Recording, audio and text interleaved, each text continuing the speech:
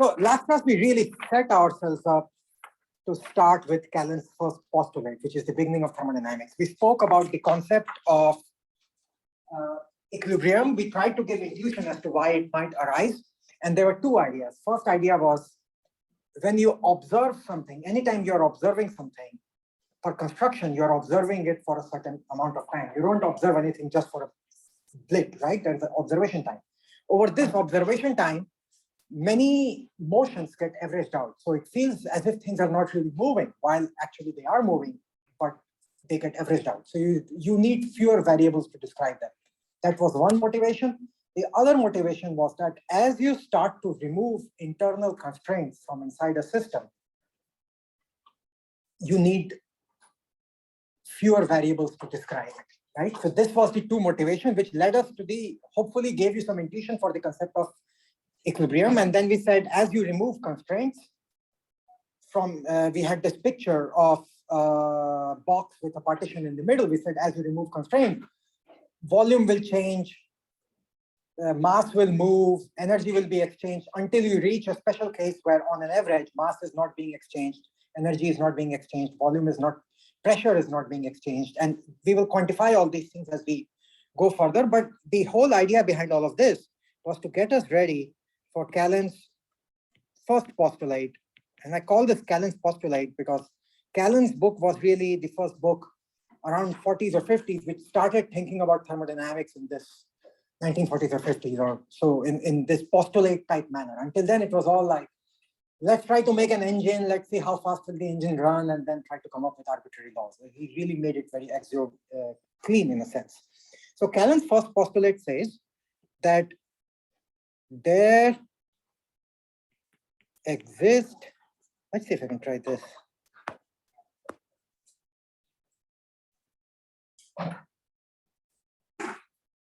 How does that look? Nah, that will look cleaner, but it won't have character, if you know what I mean. There exist equilibrium states that are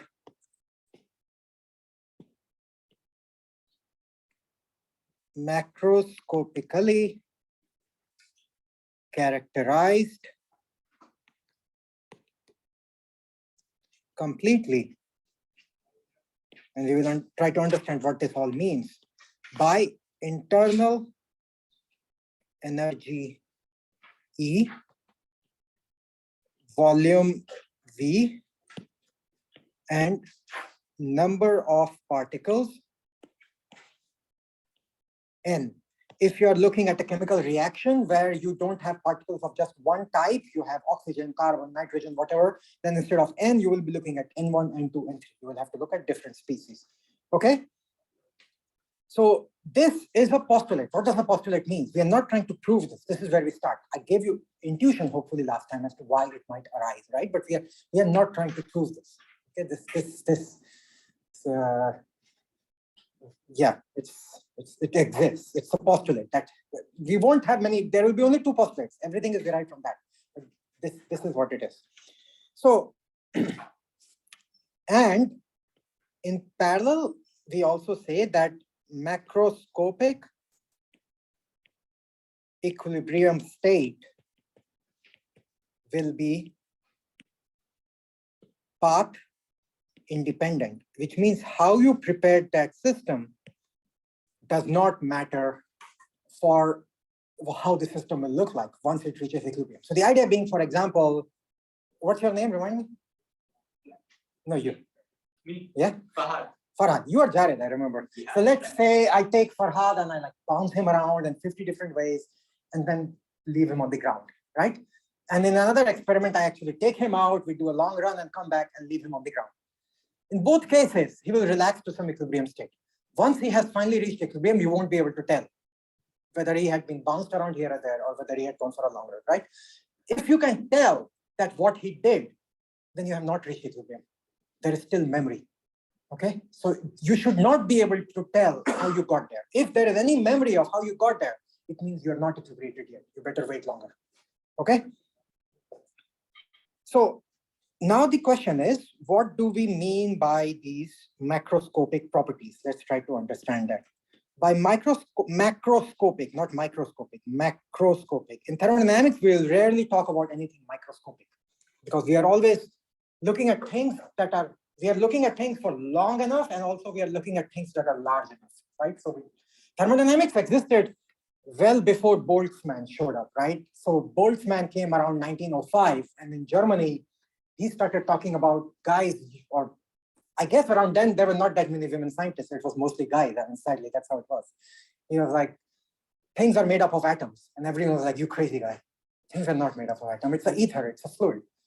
So does anyone know what happened to Boltzmann? No, he didn't shoot himself. He hung off a fan. And it was not due to science, it was due to love. Or both. Love of science. Science of love? No, I don't know. So thermodynamics exists before the atomic picture, right? So we never really have to invoke this notion of what is an atom, what it is doing, things like phonons, electrons, they don't exist here, right? It's very continuum in a certain sense. So what do we mean by macroscopic properties? The first example of a macroscopic property, which we will be using a lot, is internal energy, E. Callan uses the symbol U, and sometimes I will by mistake use U instead of E. It will happen. Hopefully you will remember. The reason why I want to use E here is because every once in a while, we might talk about where it comes from. It comes from kinetic energy plus potential energy. So K plus U, even though we really won't talk about the difference between kinetic and potential because we are averaging things out. Then we have, so that's one macroscopic property. The other macroscopic property is volume. E and V we wrote about. Volume is, what is volume? I don't define that for you. Number of particles, N. So these three are examples of macroscopic properties. There is something special about these macroscopic properties. When you double the size, when you double the number of atoms in the system, what do you expect on an average the internal energy to do? It should also double. The volume should double, right? If you're truly in equilibrium. If it's not doubling, that means something else is going on, right? So these are what is known as extensive. These are extensive macroscopic properties. And this becomes quite important because what it means is that they are linear in N. Yeah. Sure. Can make it a part of potential energy. Yeah, yeah. Sure. You define extensive as linear in N. Yeah. So if they're not linear, then it's not. If it's not linear, it's not intensive.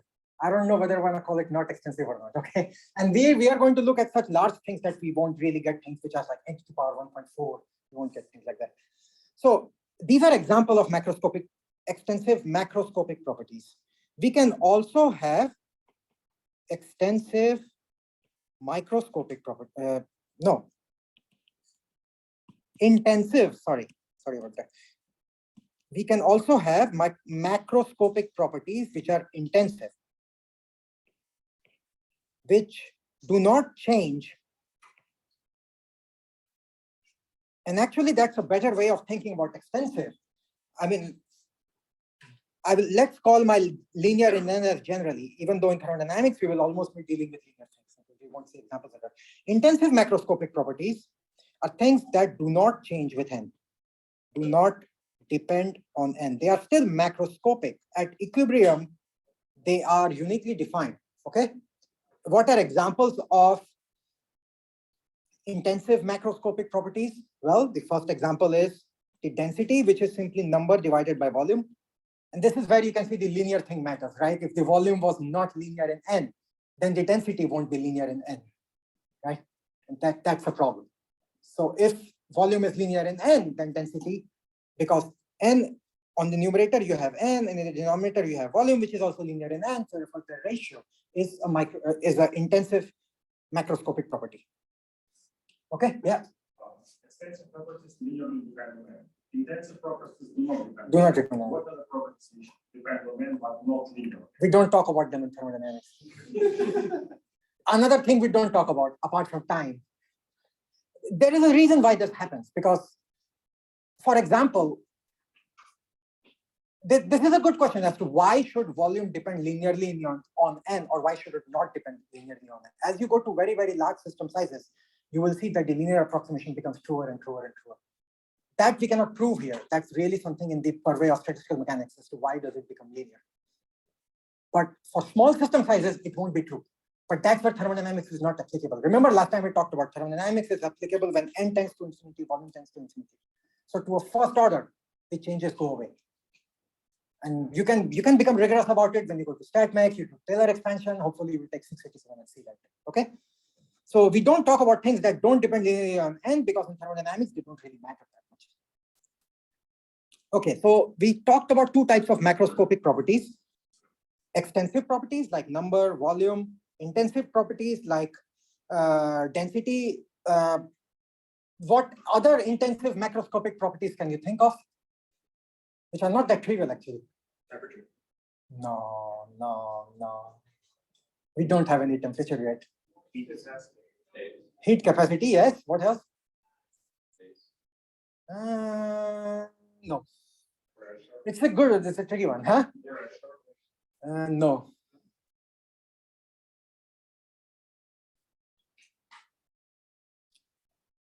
The reason why I said no to pressure and temperature, because they are actually conjugate variables to energy and volume. They are not properties of the system. That is something again, let's go to, Farhad is the hero for today's class. Let's go to Farhad, right? I could apply pressure on. That's not his property. That's what I'm doing. As the homework gets tougher, you will feel the pressure, right? That's not your property. That's something, pressure and temperature always involve the environment, right? You cannot have pressure if there is no environment exerting energy. What is the origin of pressure? The origin of pressure is gas molecules colliding with the wall, right? Origin of temperature is some exchange of energy between through a wall with the environment. That's why these two are not properties of the system. They are control variables that you can observe. Okay, but someone said, Patrick said heat capacity. That's a good example. What else? I'm looking for one more. Yeah, it's similar. Thermal expansion coefficient, right? When you give heat to a system, how much does it expand, right? So thermal expansion coefficient is generally denoted alpha, and it is 1 by V, partial V by partial T at constant pressure. It's not trivial from this equation as to why should it be an equilibrium property, right? Why should it not depend on the path that you got to get there, right? Why should it be constant? Why should it be equilibrium property? We will see how it comes out later. And then heat capacity is an interesting one. It's denoted C. Now notice that here I use the partial derivative for volume, right? Heat capacity, what is heat capacity? Heat capacity is defined as the amount of heat you give to a system, the amount of heat you have to give to a system to make a certain temperature change in the system, right? So when I talk about concepts like this, those of you who have not done physical chemistry might be a bit like, well, we have not talked about these concepts. So I'm relying on your knowledge of the prerequisites, which is physical chemistry. But if it bothers you that I don't know what are these partials, where did they come from, one moment, Sophia, then we will come to these over the course of the semester. Yeah. What was alpha representing again? What was what? Alpha representing? Thermal expansion coefficient. Thermal expansion.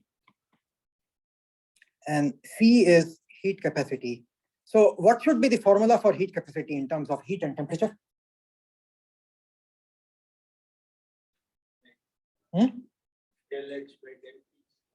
There's no H yet. Q, if heat is Q, it's going to be something like Q by T, right? But it's going to be a small change in temperature, small change in T. So for T, we are going to use actual partial derivative. Q is a funny one. Heat given to a system is actually path dependent. So we use a different delta over there. So the difference is, I'll write it big here, delta Q, as opposed to things like the internal energy, we can denote by an actual partial divided by partial T. And we will talk about this in a little bit. This will show up soon. This shows that Q is path dependent. You cannot just talk about change in heat. You have to talk about. So going back to Farhad's example, the amount of heat he's going to gain, that's going to depend on whether you did a run or whether you were just bounced around.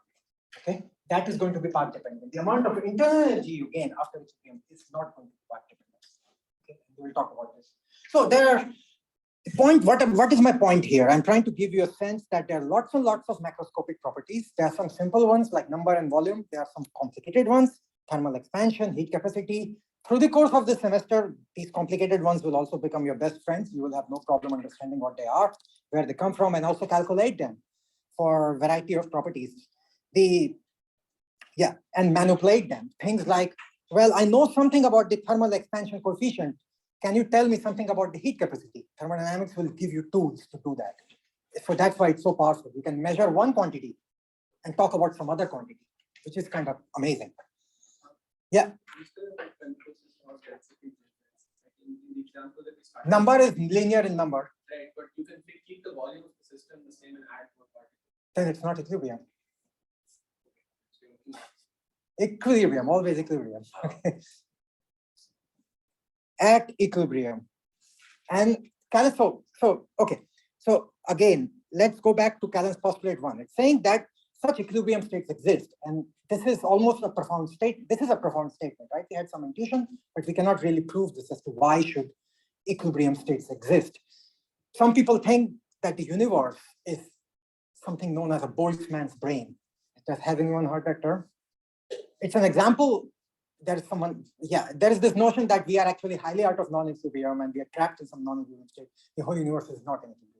So there is no way to prove whether everything has an equilibrium state or not. That's why we are calling it a postulate. It's something we take as our starting point. So that's postulate number 1. And with this, we can once again define what really is this course, what really is thermodynamics. So thermodynamics is the study of time-independent properties of, so I will highlight keywords, time-independent properties of equilibrium states of macroscopic systems. All three of these are very important. For example, if you're looking at some property which is changing with time, then thermodynamics is not applicable. If you're looking at a property where it depends on how you got there, then it's not an equilibrium state. Again, thermodynamics is not equilibrium. If you're looking at a property where the number of atoms is 20, thermodynamics is not applicable. How large of an N is large enough? There is no clear answer. There are rules from statistical mechanics, from statistics, actually, central limit theorem, which gives us some intuition into how large should N be. But for most practical things, Avogadro numbers is large enough. Okay, so a mole is large enough generally. So today I'm also going to introduce you to the postulate number 2, and then we are done for the semester. Okay, we can all go on holiday. There's nothing really left. No, there's a lot left. Then postulates are like some abstract sounding statements. Then we have to make it useful for over the rest of the semester and keep developing intuition as to why it matters. So you can use thermodynamics in whatever type of research you do. But I want to introduce both of them today so we can start really thinking about them. Before we get to postulate number 2, I want to talk a little more about macroscopic systems. Specifically, I want to talk about what does this system mean. Okay, so we have to introduce just a little bit of terminology. So system is part of the world that we choose to study. It is separated from another important word, surroundings, through a third important word, walls. Okay, so system, surroundings, walls. These concepts will keep coming again and again and again. So let's draw this. So let's say we have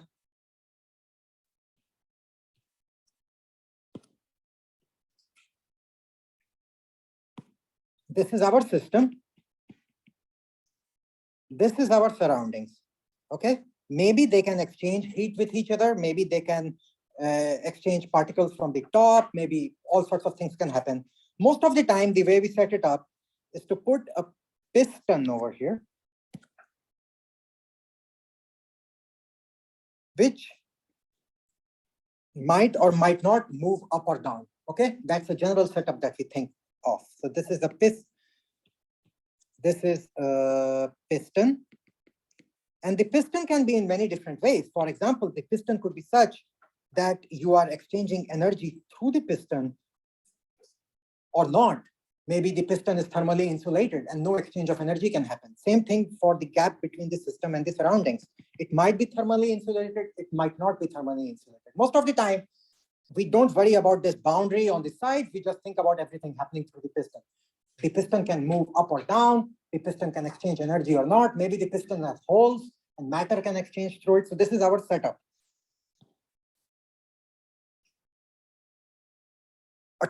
One more term, let's get the terms out of the way, is adiabatic walls. So I guess these are our walls over here, okay? And this is also part of the wall. These are all our walls between the system and the surrounding. Adiabatic walls,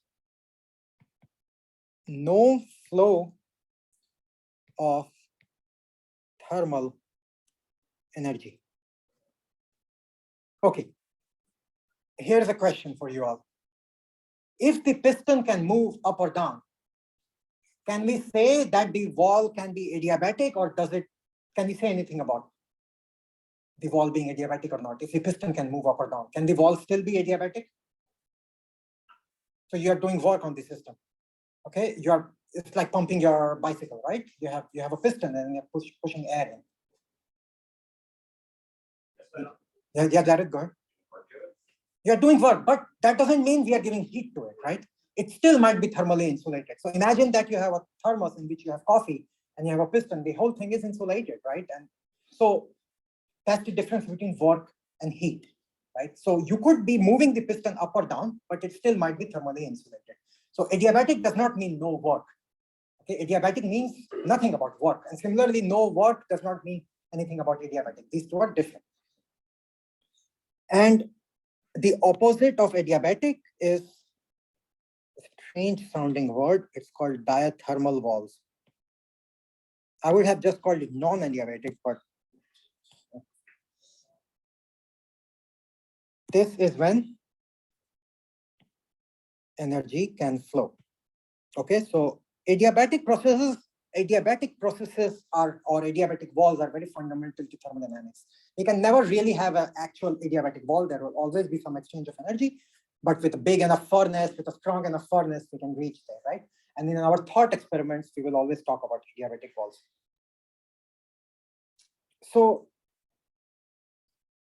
with this preamble, we are ready to talk about Callan's postulate number 2, which is going to sound more mathematical. So now we are starting to get into math territory, okay? And there's going to be a lot of math in that, like so many partial derivatives that I cannot. Yeah, if you don't like partial derivatives, yeah. When I teach undergrad thermo, that's the hardest because a lot of undergrads have not taken Calc 3.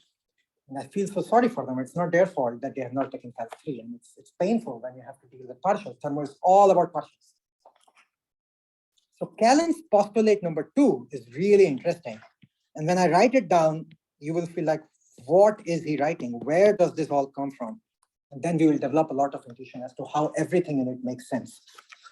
Callan's postulate number 2 says, so postulate number 1 said,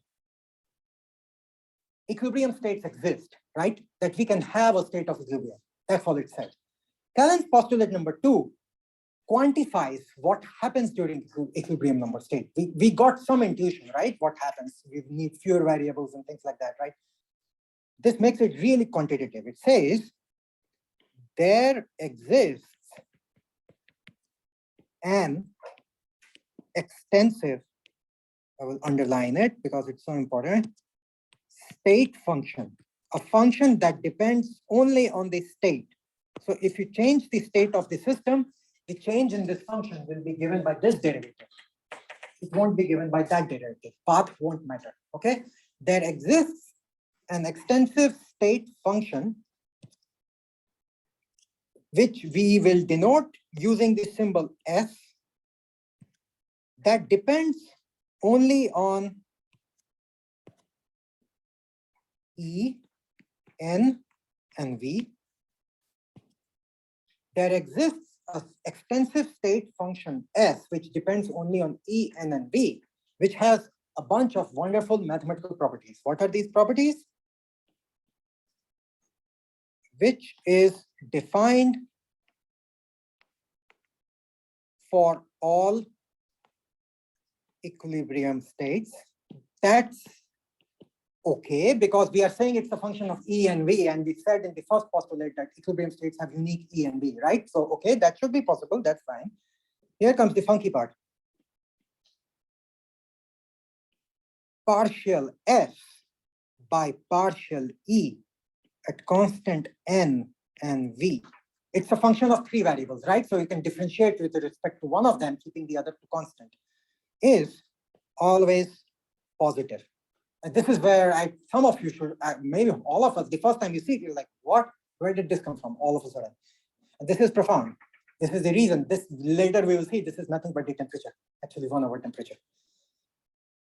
That's the second thing. So the first one is okay. The second one is a bit, so this is, in mathematically, we can write it as,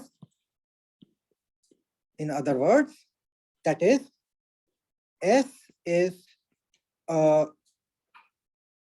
monotonically increasing function of E. Similarly, partial S by partial V at constant N comma E is positive. So it's a monotonic increasing function also of V at constant N and E.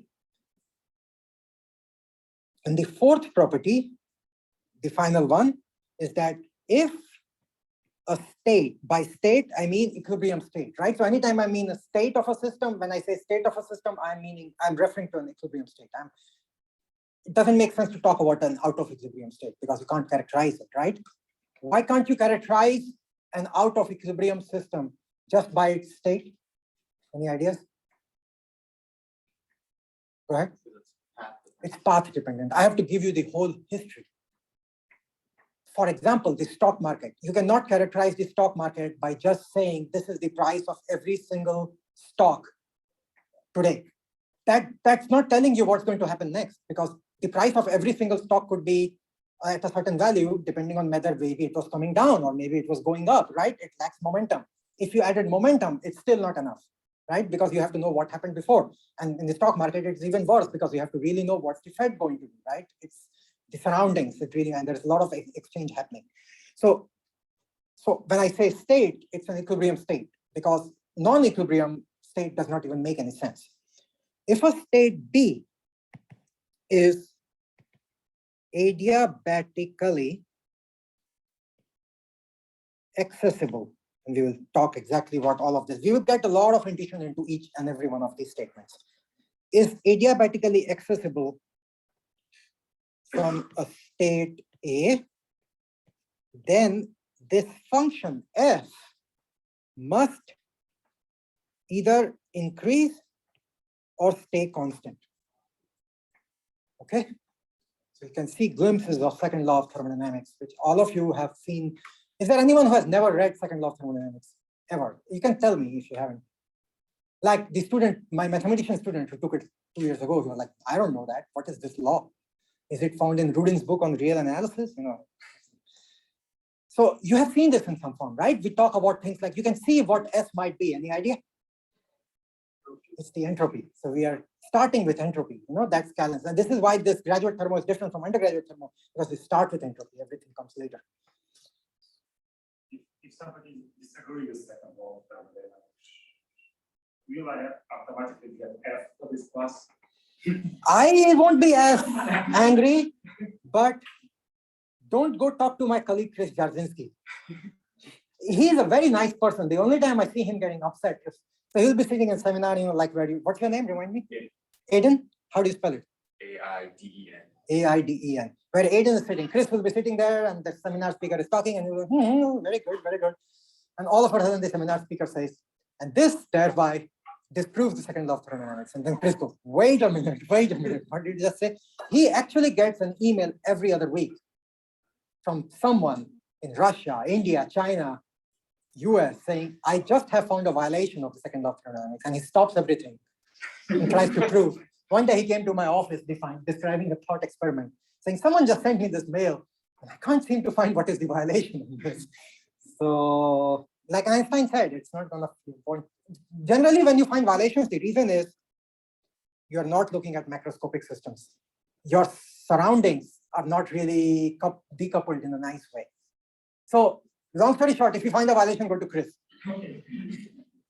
He will stop everything and talk to you. Also email, CC me on the email. I will enjoy the conversation. Okay, so what did we say here? We said that delta S for an adiabatic process must be more than equal to 0. Okay, if you have an adiabatic process, this S function can either be the same or it must increase. It cannot go down.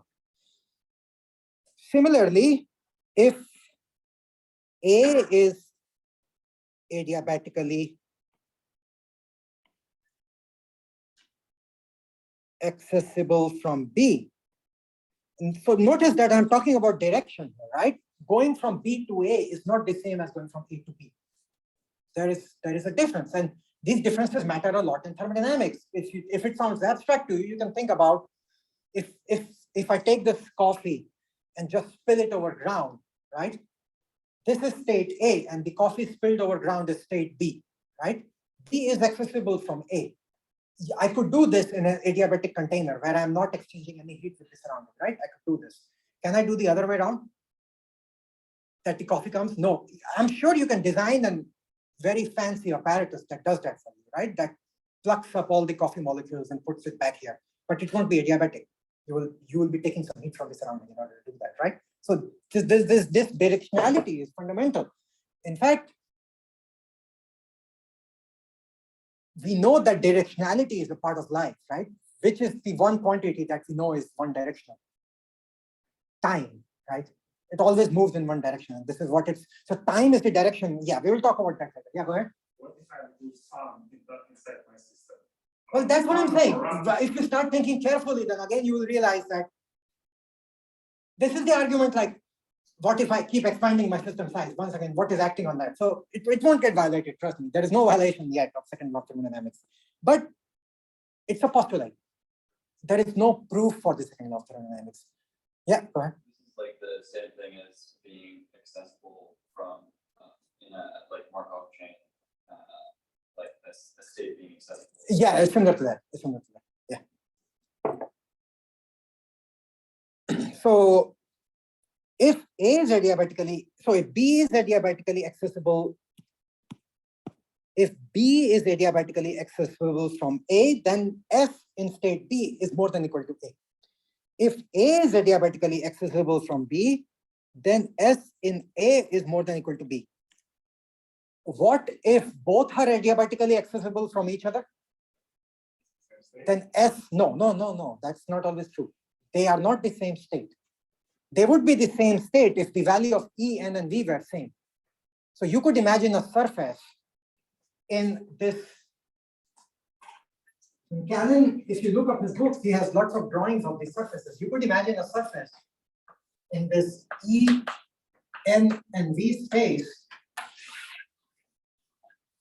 where the S value is the same. We have not yet talked about what is a mathematical formulation for S, right? What is a good function for S? But you could imagine this surface, which is an iso S surface, okay? So all of these would be then adiabatically accessible from each other.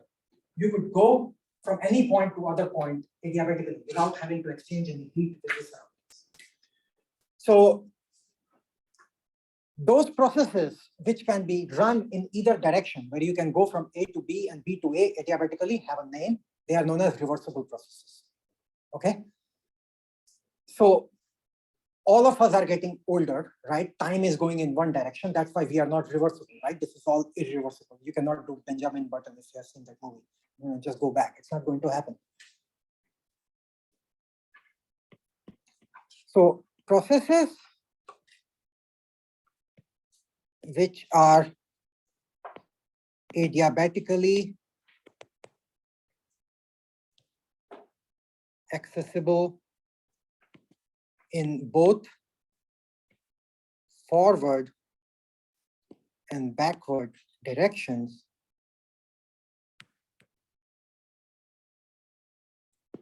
are reversible, are known as reversible processes.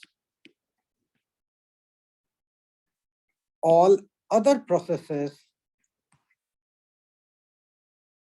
are irreversible processes.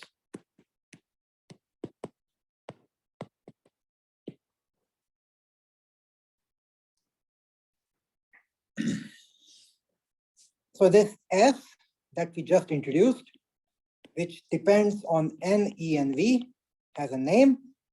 You guessed it, it's called entropy. Does anyone know why is the symbol for entropy S, not E? Yeah, internal energy has that, but I don't know. It must be some German word, right? Does anyone here speak German? So I was trying to think of like a complicated, long German word, you know. Okay, so what we just said is that reversible processes, entropy S stays constant. Irreversible processes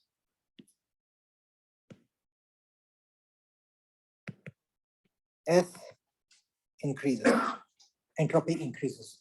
Okay, so we have now stated our second law of thermodynamics. I'm not calling it second law of thermodynamics. This is Callan's postulate number 2. Let's look at it once again from the beginning. So Callan's postulate number 1 said that equilibrium states exist. Postulate number 2 says, yes, indeed it exists, and there is a very special mathematical function S, which depends on E, N, and V, which is defined for all equilibrium states. It is monotonic increasing in E at constant number and volume. It is monotonic increasing in volume at constant number and energy. And if a state B is adiabatically accessible from a state A, this function is non-decreasing, right? So another way of writing more than equal to is non-decreasing. It must either go up or stay same. If it stays same, that means the process is reversible. You could also go from B to A and A to B. Otherwise, it can happen only in one direction. So this is Callan's postulate number 2. We will now be spending a lot of time in really looking at each and every of these criterion and understanding why it is there, where it comes from, so it does not look abstract to you. Yes, okay. Is the concept of S, is that what connects it kind of to the Big Bang theory, where like we started at a singularity and we can't Maybe, but you know, he's gonna hate me for this. I will just say Big Bang theory was for finite volume, right? Very small volume. But thermodynamics does not really apply. That's the problem. And a lot of problems in these things happen. You know, why is there is no, what's it called? A theory of everything, right? Because quantum mechanics criteria are hard to reconcile with relativity, right? So when people think about thermodynamics, since this was all developed for V, which is infinite, when you go to a singularity where the V has become very finite, you have a problem. So there are ways, there is black hole thermodynamics. You know, Stephen Hawking used to work on all that. I don't understand it, but people have ways of dealing with it. So I won't go too far in comparing with that, even though I think you are correct. But I'm just going to be cautious in making any claims. Any more questions? Okay, so let's try to understand. Before we try to understand, I want to write down both postulates together and then give you a little bit more intuition into possible forms for S And then we will go and try to see where are these properties. First one is okay, that was already stated in postulate 1. These other 3, you can not really prove this, but you will see exactly why it's coming. I won't call it a proof, but it's as close to a proof as we are going to get for a postulate. So combining, oh, by the way, every once in a while I will tell you I don't know the answer. I don't think this course we are equipped to answer this question. That does not mean you should not ask such questions. Okay, it's wonderful. So please keep asking me about Big Bang Theory and black holes and white dwarfs and everything. You know, it's great. I will just tell you I don't know. Once in a while I will know the answer. And if you tell me second law of thermodynamics violation, I will just send you the quiz.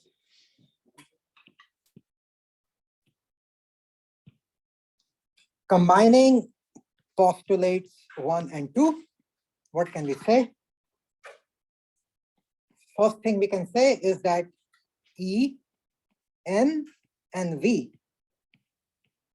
at equilibrium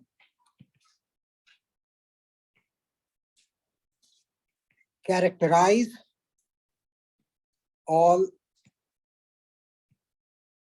macroscopic properties. This is a powerful statement. This statement is telling you that at equilibrium, if you knew the value of E, N, and V, you might be able to get everything. And we will talk about this in just a moment. Yeah. First postulate, you mentioned few different ends, 1 and 2 and 3 and so on. Yeah, I could always keep writing N1, N2, N3, but always think of my N being a vector. I won't use the arrow. Is V a vector? No, V is not a vector, V is a scalar. But in mechanical equilibrium from the first thought experiment, we had 2 different V's. At equilibrium, there are no 2 different V's, right? The internal constraint has been removed. Well, when you allow the piston to move, but you didn't remove it completely. Then you are not in mechanical equilibrium, right?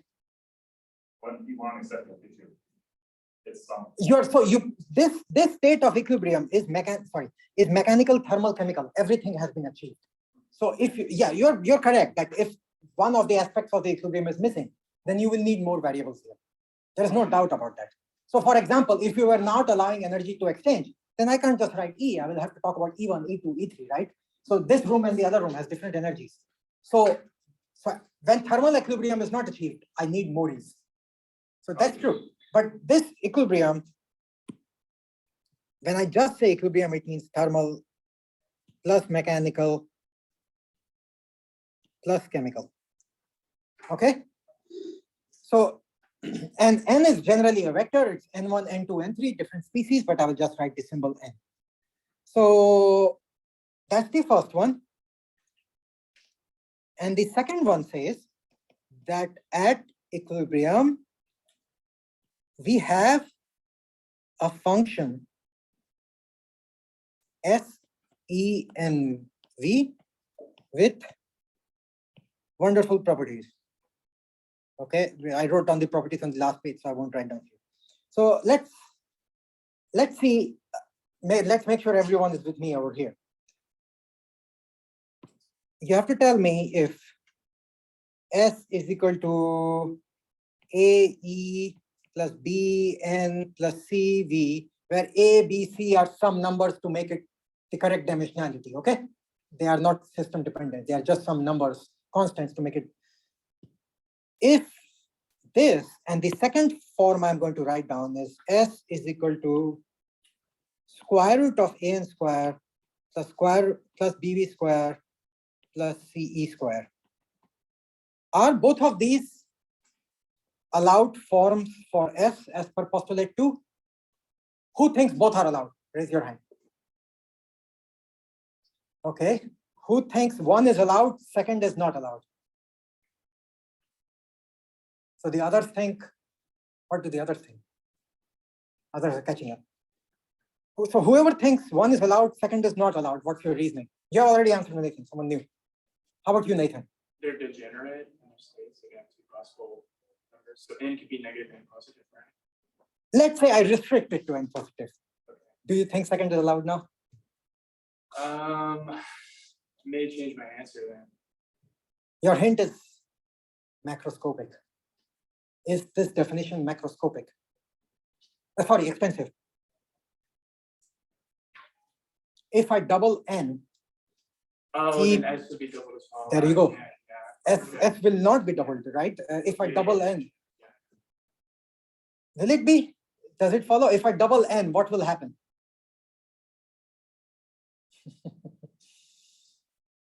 If I double n, it will become a 4n square plus b 4v square plus c 4e square. And square root of 4 is 2. So it doubled. That's correct. So both are allowed. Right? So actually both are allowed. So let's go one step further. When I wrote it in my notes, I thought the second one must be wrong, but now I realize no, second one is also valid. Let's try to think. That happens to me so many times. I mean, this is one reason why I hate teaching classes through pre-prepared notes. It's terrible. It's not a good experience for anyone. First of all, I'm not present, if you know what I mean, right? Everything is there. It will look flawless to you. I won't make mistakes. That's the point, right? That we are present, we are doing things together, and having a discussion. So, and when you teach big undergrad classes or even in graduate classes, professors who use pre-prepared notes often get worse ratings. The students don't like it in the end. And hopefully, and the cost, of course, is you have to bear with my terrible handwriting, and I'm sorry for that. So let's try to construct an S which is not extensive and depends on A, N, and V. Can we do that? N by n plus v to the power 5. That's not extensive, right? If we double n, then we are in problem. And of course, we will have to add constants here. So this is not allowed.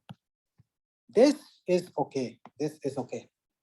Of course, it allows for n to be negative, but that's something we have restricted when we define the domain.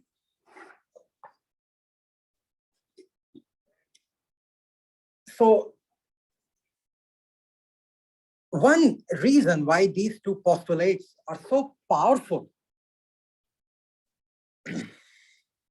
is because this relation S as a function of E, N, and V, it has a name. When something is very, very central to a certain subject, what name would you give to such an equation? Central is good, yeah. Fundamental, there we go. I promise I had not set Nathan up for this. This is known as fundamental equation with a caveat. It is known as a fundamental equation. It's not the fundamental equation, okay? Why is it known as a fundamental equation? If you know S of E and V, then all thermodynamic properties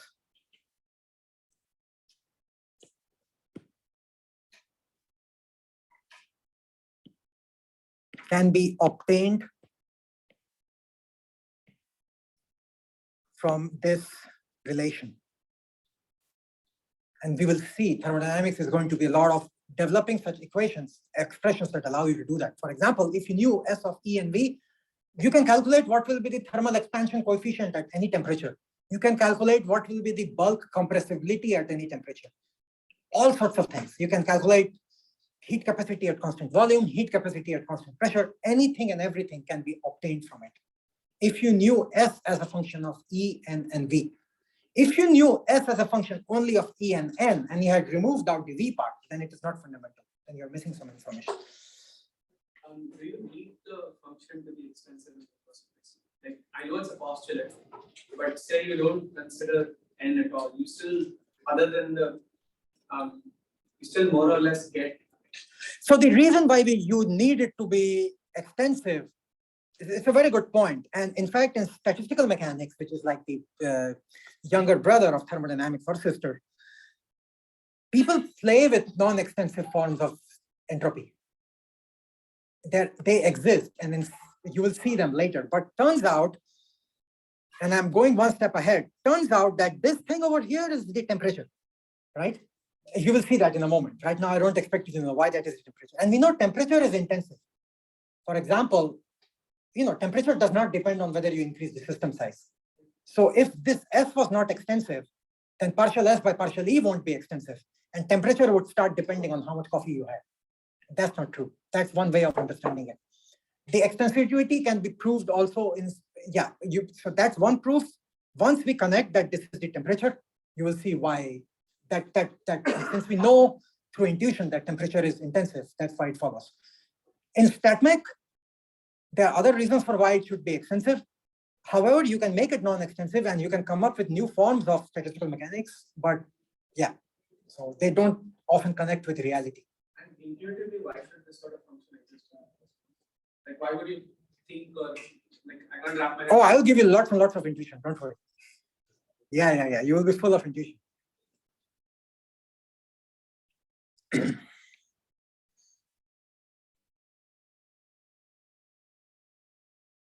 We will have a lot of intuition. Don't worry. that's exactly. If after 2 or 3 classes you tell me I still don't have intuition, then we will talk more. Okay. So, and as I will show you this, so this equation is known. If you know such an equation, it's known as a fundamental equation because you can obtain all sorts of thermodynamic properties of it. However, I did something here. Even though I said it's fundamental, I put in this annoying a fundamental equation. So if I call something as a fundamental equation, means there must be other fundamental equations, right? What is the property of this fundamental equation? That I can obtain all sorts of quantities from it. Can anyone think of what might be a competing fundamental equation that is taking this thing down from its pedestal and not making it the fundamental equation, but a fundamental equation? We already have the answer to that. The hint is on this page. Unless you have read Callan or you have done thermodynamics, in which case, I don't know why you're taking this class, maybe it's a prerequisite. I would be surprised if you thought of this, but would anyone like to surprise me?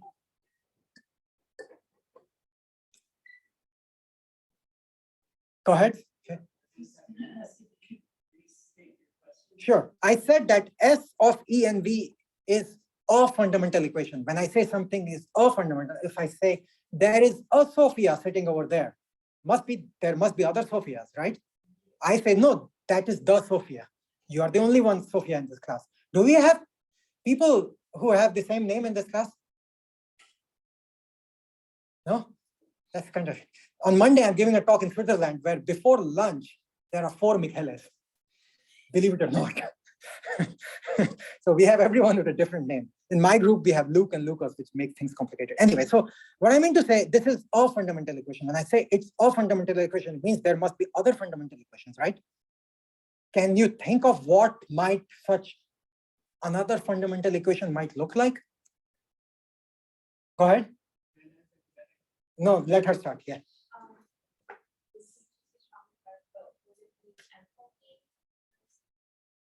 We haven't talked about enthalpy yet. So no other functions that we haven't talked about, but good try. Yeah, go ahead. Simpler. Okay, and my hint is here, the circle part.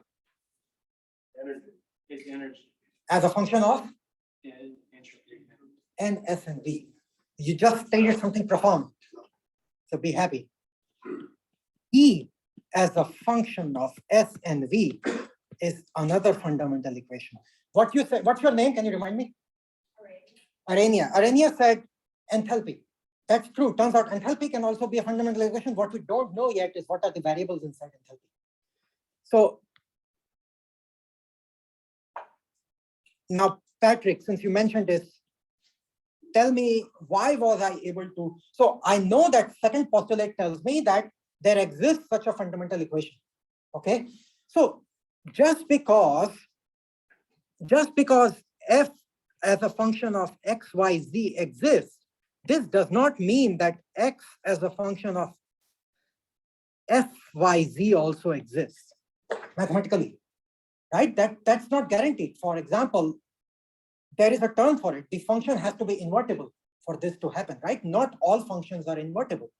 If you have done, that's one of the first things we study in calculus, right?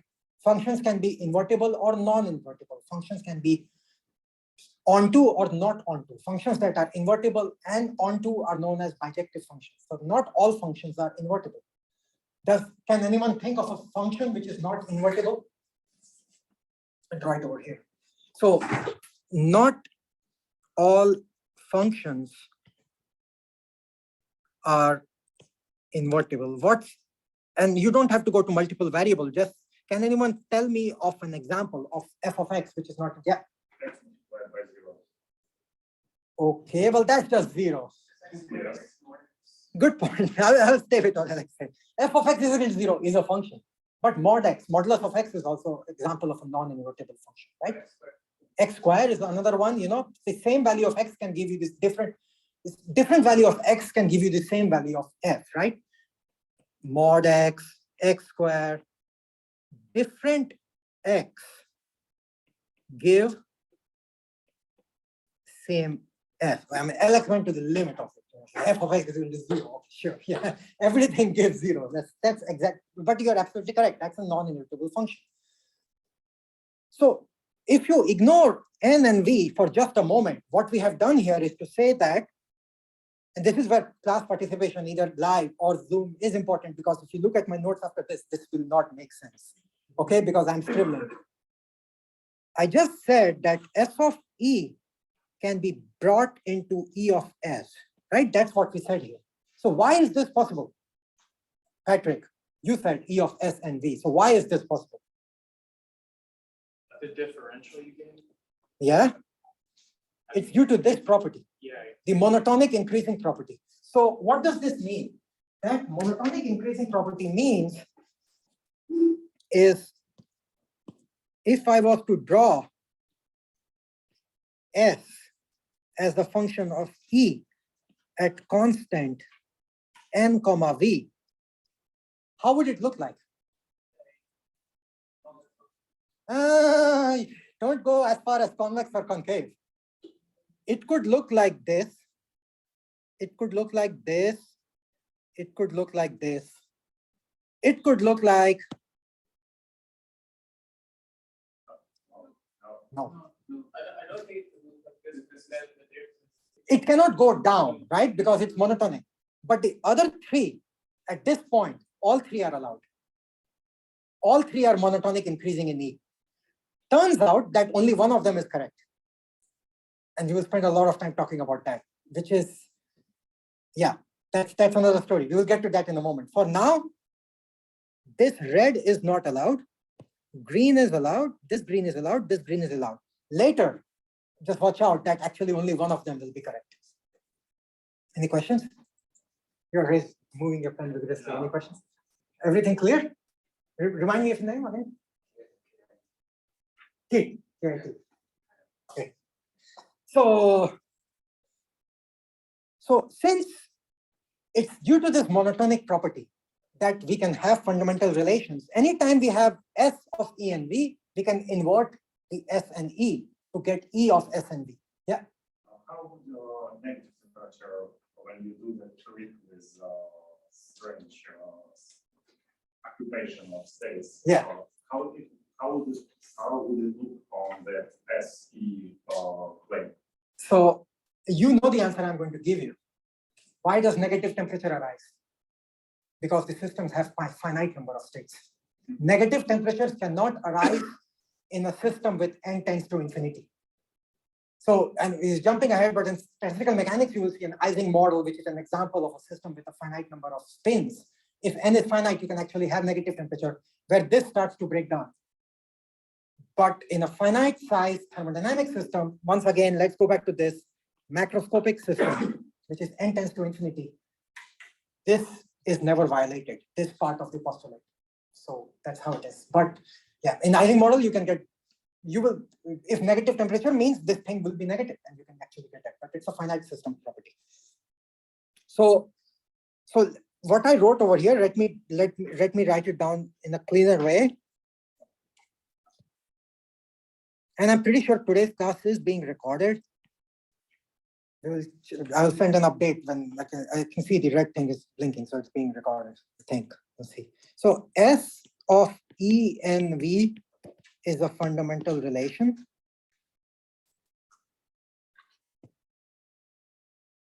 from which all thermodynamics properties can be calculated, and we will spend time doing that. We'll see how it comes from. Turns out, entropy is kind of hard to measure, right? I mean, if you have done any experiments, there are things that are easier to measure. Energy on temperature is way easier to measure than entropy, right? You can't just go out and say like, oh, today looks like a high entropy day. Okay, I don't know what a high entropy day looks like. I do know what high temperature day looks like, right? So that's why it's useful to have other fundamental relations. You mentioned enthalpy, right? Sometimes enthalpy is a function that we will look at later when you're doing constant pressure experiments, which means you have a beaker in which a chemical reaction is happening, right? And the experiment is happening at atmospheric pressure. Then it is more natural to look not at S, not at E, but yet another function known as enthalpy. It will take us 4 weeks, maybe we get to that. In your first homework, I asked you to look at Legendre transforms, and you will see that all these things are actually Legendre transforms of each other. So it's a really fundamental part of thermodynamics. So E as a function of S and V is also a fundamental relation, which exists because partial S by partial E at constant NV is more than 0. This is the monotonic property. If we didn't have the monotonic property, the thing won't be invertible, and we won't be able to do that.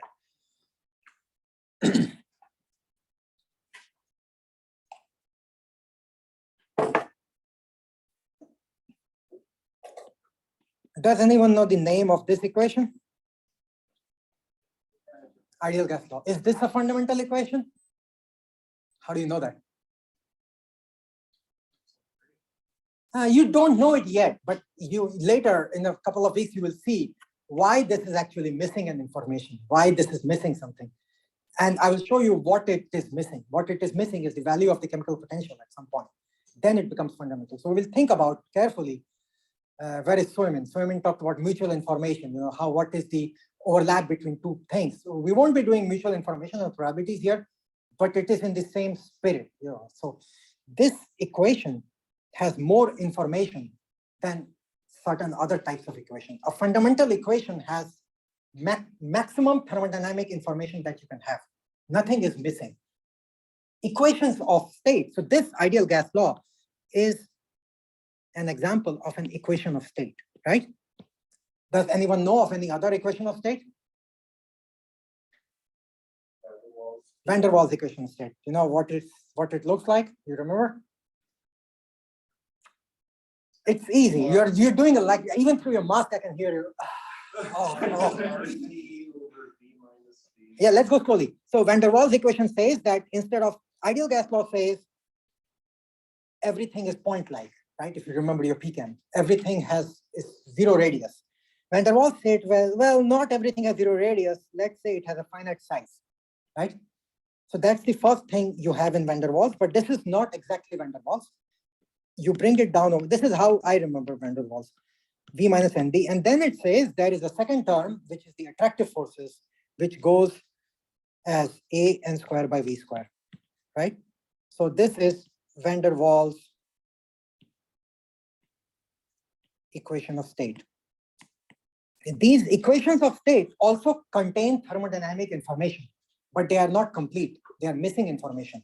So what I'm saying here is that anytime you have a fundamental equation, you can derive equation of state from it. But equation of state to fundamental equation is not always possible. You might need to have 2 different equations of state, and then you can get a fundamental equation. But equation of state on its own is not complete. And we will work through these concepts carefully. Any questions about this? Okay, good. So now let's try to develop some intuition into why these things are true. We are going to start with this one. Why is it that if a state is adiabatic, why should, one of you asked me, right?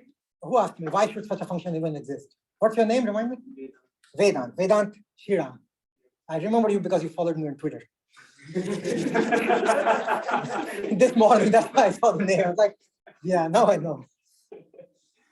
No, I will remember your name even if you don't follow me on Twitter. That's okay. I don't have Instagram or TikTok, by the way. Maybe I should. So I will try to give you, the first thing I will try to give you intuition is to why should such a function exist? Callan does not do that. Callan just goes like, in your face, it exists, live with it. Okay, that's not very satisfying. So I'll try to give you some intuition. It's not a proof, it's just an intuition. So, and I normally don't like to finish the full 75 minutes. It's information overload. It's already been 70. So I will set it up so you see the way we are going to look at it. And next time's class will be on Zoom, okay? Tuesday, September 6th, class on Zoom. I will send a reminder on Slack anyway. I have already posted the Zoom link. I will send you for this. I will send you email, Slack. Does anyone here watch The Office? You know what's the woof? This is the thing where Ryan sends like everything at the same time. You know, Facebook message. I will send you a woof, but the class is on Zoom. So, and we will resume this part that follows from here next time again. So, but let's set it up. So in order to get intuition for why such a function might exist, we will think about pistons. We have already looked a little bit at pistons and paddles. Paddle like the paddle you use to row a boat. Okay, and we will think of two different systems.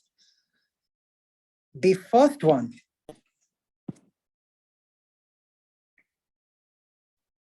no, I didn't want to draw parabola, sorry. We have a box. This box is thermally insulated.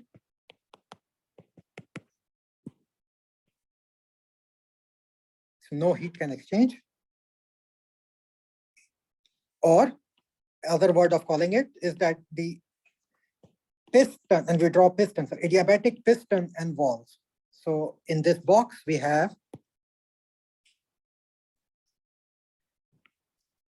a piston, which is also thermally insulated, but it can go up or down, okay?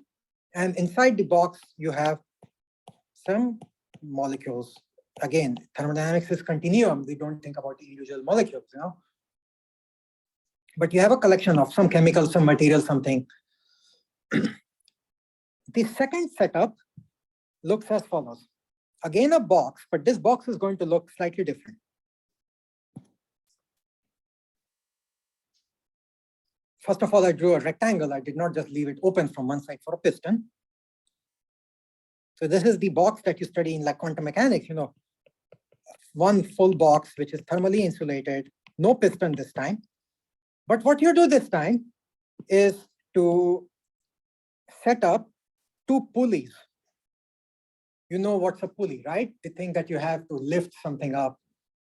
Or if from like me, you're from India, then in order to get into our engineering exams, you have to solve lots of classical mechanics problems where pulleys are moving everywhere. And sometimes there is a monkey on the other side of the pulley, and sometimes the monkey is on a ball. And it's terrible. So it's one of those pulleys. I have a second pulley over here. So this pulley can rotate, okay, in either direction, clockwise or counterclockwise. And on this pulley, I have a weight hanging.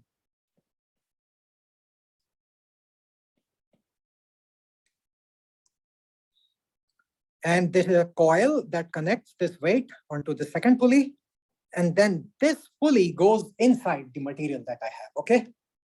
It's thermally insulated, but the pulley goes inside it. And over here, you have a little paddle, okay, that can go. So if the weight goes down, the paddle goes this way, okay? If the weight goes up, which way will the paddle go? Huh? Trick question. Can the weight go up? Can it? It cannot. not adiabatically. Weight can only go down. This is where you start seeing where the difference comes from. In the first case, the piston can always go up and down, right? You can move the piston up, you can move the piston down. The gas, if it's expanding, the piston moves up. If the gas is compressing, the piston moves down. In the second case, there is a directionality which has emerged. The weight can only go down. It cannot go up. Yes, if you have the sun, you have some other thing, something that is systematically controlling everything and pulling the weight back up. But on its own, if this is our system and surrounding, it's not going to happen without the hand of God, right? It cannot happen. So the arrow goes both ways, while in this one, the arrow goes only one way. In other words, what I have just, and again, this is intuition into why S should exist. This is not the proof. This is thanks to John Weeks, who used to teach this course for the last 15 years. If you know who he is, he's like one of the most respected experts on thermodynamics. And he's retiring next year. So I spent the last summer, like really going through his notes carefully, and a lot of these intuitions really come from him having taught the course over decades. And also due to Chris Jarzynski trying to figure out why it's not a violation of second law of thermodynamics. Okay, so what I have just said here is, and in either case, you're doing work on the gas, right? If the piston, you're doing work on the gas, or maybe you're extracting work out of the gas, things like that. So piston work is reversible. Paddle work is irreversible in small changes. What it means, if you push the piston a little bit, okay, just a little bit, and you relax, and this happens, right? Imagine I have a plunger here, right? And if I push the plunger down just a little bit and I left it, it will come up a little bit, right? In the second one, in the weight, if I pulled it down and the paddle moved and gave some energy to the gas molecules, and then I let go, the paddle won't go up, even the tiniest amount. Why won't it go up? What's the reason behind this? No, that's not a simple reason, high school level.